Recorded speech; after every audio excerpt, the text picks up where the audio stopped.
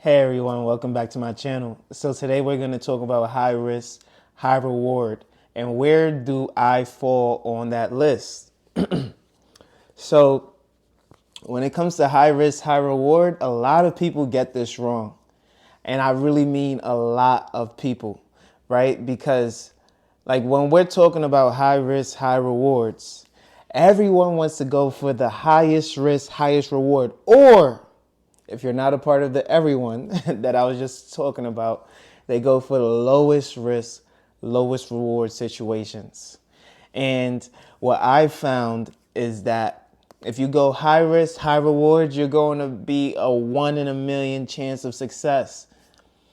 If you go lowest risk, lowest reward, you're going to live a life that's, dare I say, not worth living, at least for me. So I don't want to say that you can't have a life worth living if you don't take any risks, because there are plenty of people who don't take any risks, who've just stayed at the same job their entire life, who still get to experience some semblance of happiness, and they get that joy is derived from family, functions, parties, all those other things. But as for me personally, I fall on that. If I had to do it from 1 to 10, 10 being the highest risk, I'm going to fall right around a 4. Maybe a 5, because let's face it, real estate investing can be risky even with all the parameters that you put in place. So I'll say I'm about a 5 on the high risk scale. Okay? That means I'm always going to do my due diligence. I'm always going to make sure I have barriers in place in order to help me separate myself from being a very, very risky borrower, because real estate can be a 2 on a risk scale or a 10 on a risk scale. And so you don't want to be a 10. You want to fall as low on that risk scale as possible while maintaining some semblance of cash flow, some semblance of money. So how do you mitigate risk in the real estate market? There's going to be those people out there who tell you that all you need to worry about is equity, because equity is wealth in real estate. But if you are not cash flowing on your deals, if you're not even getting $200, $300 a month in cash flow, and you're expecting that you're going to double your money with equity in the next 7 years, you have to go 7 years without a major inconvenience or a major expense that will have to derail your process and derail the cash that you've been saving and stacking for other things like emergencies, if you even have an emergency fund. And that's also a part of the risk diversion phase, because you're not worried about actually cash flowing on something that's supposed to be an investment. You see, cash flow is your number one risk mitigator. So then when your tenant stops paying rent, if that were to happen, you now have your deposit, you now have your own emergency fund, you now have your insurance, all these other things that then come into place to balance you out. Without cash flow, that risk is already at a 9 or a 10.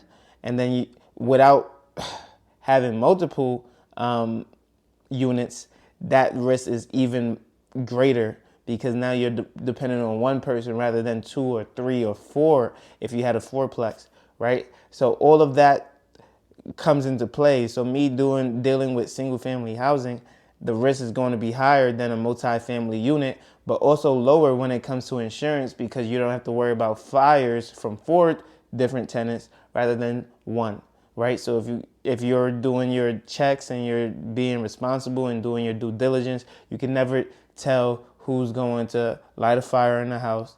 But it makes more sense that there's a 4 times the potential of that happening in a fourplex than a single family unit. All right. So when it comes to high risk, high reward, I don't want a low reward situation. I don't want where I make no money at all, or $100 a month or $50 a month. I can't think of scaling with something that low. Even me, I get the jitterbugs. I get that sense of, oh, I need to go all in. Bitcoin just went to the moon. I need to get a part of that. But I also understand that that is a higher risk situation. That's like a 7, that's like an 8. You got to understand that if you do want to do those things, put 5%. That's fun money. 5% would be fun money into those type of assets. Let that compound, let that grow for you, but don't risk the entire basket on that type of stuff. And then let's also look at high risk as putting all your eggs in one basket, right? Someone might say that one job, one company is the lowest risk situation, but no, if all your eggs are in that basket, all your eggs are in that job, you don't have anywhere else to go or anything else you can do, then you are putting yourself in a lose-lose situation. If that job falls apart, then you fall apart. Right? We don't put all our eggs in one basket. All my eggs are not in real estate.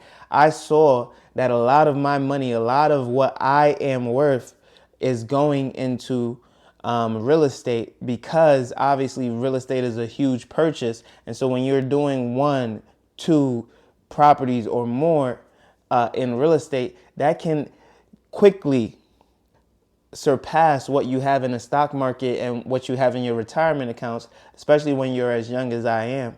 And because of that, I had to then double what I was putting into stocks, double what I was putting into investments, which only made me more wealthier. But in the same time, it made me realize that more and more of my assets are not going to be associated with real estate. And it's even harder because it's appreciating while I'm putting money into the stock market, and that is also appreciating, but it's easier to appreciate something that's already at 300, 400,000, whereas I'm appreciating something that's starting with a little bit less.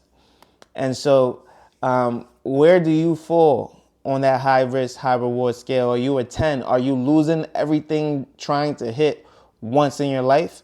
Or are you a 1 where you're not taking any risk whatsoever and you're just living paycheck to paycheck trying to survive? Or are you trying to be a 4 or 5 or even a 6 where you can kind of maneuver in and out of the waters and do something big and better? Maybe even start a business and get to that 7 scale, and then depending on the type of business you run, you can get right back down to a 6 or even a 5 if that business is steady, profitable, and growing. So let me know what you think in the comment section down below. What do you think about high risk, high reward situations? Where do you fall on that scale? Let me know. What is the best number? Is it 1, 2, 3, 4, 5, 6, 7, 8, 9, or 10? Let me know. I would really, really appreciate it. And I do want to hear what you have to say. I'll see you on the next one. Peace.